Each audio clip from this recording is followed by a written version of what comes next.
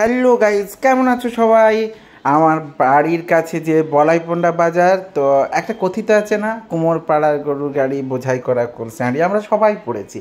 তো মেনলি এই বাজারে এখনও, এটা তো গ্রামের বাজার, তো আমি ময়না থানার মানে পূর্ব মেদিনীপুর জেলার ময়না থানার মেনলি হচ্ছে বলাইপন্ডা গ্রাম মানে বলাইপন্ডা জায়গার নাম। মেনলি আমার গ্রামের নাম হচ্ছে সুদামপুর, তো সুদামপুর গ্রাম নিবাসী। তো আমি তো এখানে মেনলি সুদামপুরেই এই বলাইপন্ডা বাজারটা বেশি বসে।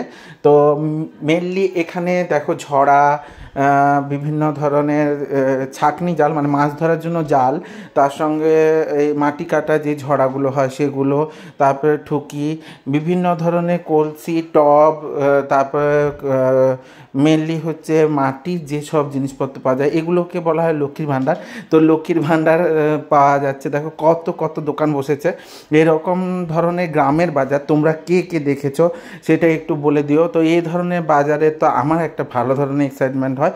তো যদি ভালো লেগে থাকে তাহলে অবশ্যই তোমরা আমার সাথে থাকবে। আর যার যেখানে যেরকম বাজার হয় সেগুলো সম্পর্কে একটু ইনফরমেশন দিও। আর এরকম ভালো ভালো ভিডিও পেতে অবশ্যই লাইক, কমেন্ট, শেয়ার করে দাও।